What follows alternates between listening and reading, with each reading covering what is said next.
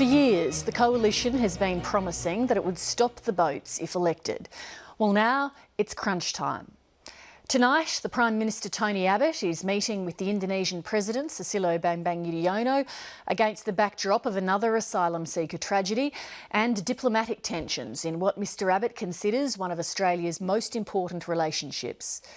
Politicians in Indonesia have spent the past week criticising Tony Abbott's asylum seeker policies, and the Indonesian government is firmly opposed to key parts of the coalition's plans to turn back boats, pay Indonesians to spy and to buy vessels from local fishermen.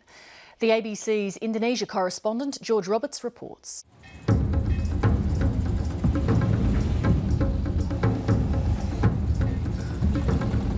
Jakarta's bustling Muara Angke port opens onto the Java Sea. The daily trade here is fishing, but it's also a known launch point for people smuggling boats, and the wooden trawlers here are just the thing. Kapal mana yang dibeli? Karena kalau besar itu. The ones which my boss bought are that biggest one over there. Because a big boat can load more passengers and it's safer on the sea facing rough waves and storms. My boss has bought that type of boat 7 times already to send asylum seekers to Christmas Island. The price for that boat is about 25 million rupiah. Budi, not his real name, is a fisherman, but he was a crewman on a people smuggling boat. He doesn't think the Australian government's proposal to buy old boats will stop smuggling. Nggak mungkin lah, sulit. I think that's impossible. It's hard to be implemented because there are thousands, up to 1 million fishing boats across Indonesia. It only takes 5 minutes to find a willing salesman who's got 2 boats for sale. One's a 16-metre trawler. Kalau tempat duduknya terlalu sempit, ya bisa 100 ini. It can accommodate 100 people if you pack it, but only 30 to 40 people if you want more space. But he's not keen to see the Australian government buying into the market and shutting locals out. Iya, ruginya buat nelayan. Yang jelas ruginya buat. Clearly the disadvantages is to the fishermen if they bought up the fishing boats about this size. Building new boat is too expensive. You know, fishermen live with just enough money. If they sell their boat, they cannot use the money to buy another second-hand boat. Instead, people smugglers pay about $20,000 for already junked boats, then patch them up and refit an engine. 730's been told one smuggler has 9 boats ready to go. They just need passengers. In the hills around Puncak, south of Jakarta, there's no shortage of willing customers. In the past 2 months, the official number of people waiting in Indonesia hoping for resettlement has swelled to more than 11,000. The real number's thought to be double that. Asif Yakubi is a Hazara refugee who was targeted by the Taliban. Now he's getting tired of waiting for resettlement in Indonesia. The people living here, they are not able to provide money for monthly food and rent for themselves. He says the only thing that would stop them getting on boats is if the Australian government sped up resettlement through the UNHCR. The seaway is dangerous. If the process is quick, the people shouldn't go by boat. They don't want to put their life in danger. With resettlement times already taking years, Asif plans to take a boat this week. I think if the process is not quicker, it's better that we go. This is our country, and we determine who comes here. Tony Abbott's made it a first-order priority to stop that happening. If you can't stop the boats, you're not capable of governing this country. But his campaign promises to buy back boats and pay informants are offending Indonesians. The Deputy Chairman of the Foreign Affairs Commission, Tubagus Hasanuddin, is a former military general and Presidential Defence Secretary.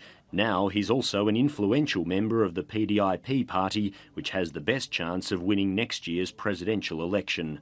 Yang saya lihat, beliau kadang-kadang terlalu. The way I see it, sometimes when Mr Abbott talks, he talks too harshly, too aggressive. So it comes across to many people that he interferes too much in some domestic issues. He may not mean it in that way, but it is sensed here as something that is inappropriate. I am absolutely determined to stop the boats as quickly as we humanly can. If Prime Minister is still using the same term or the same rhetoric he used during his campaign on the boat people, then it's pushing us to react in nationalistic way also. The CEO of Indonesia's respected Tempo media group, Bambang Harimurti, says interference from foreign powers isn't welcome. This asylum seeker is not very, you don't see them every day. It's not in the mind of Indonesian people. They don't do things that create big news in Indonesia. So nobody actually care much about this. But when there is news that the Australians going to do this and that, so then people start to think, hey, wait a minute, what's this? Tony Abbott couldn't have arrived in Jakarta at a more sensitive time. Bodies from the latest asylum seeker boat tragedy are still being washed up on the South Java coast.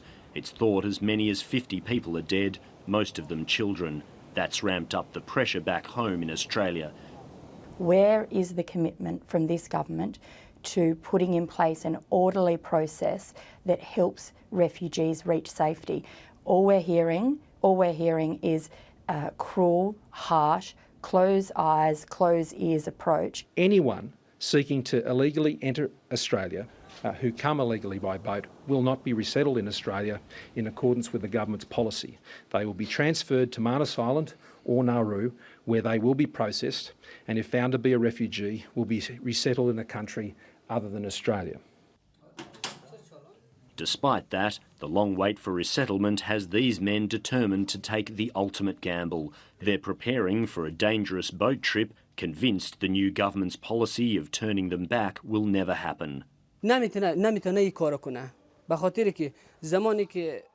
couldn't return the boats. If they return the boats, all immigrants will throw themselves in the water and burn their boat.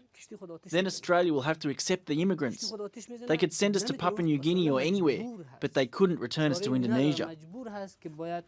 It all spells trouble on the horizon.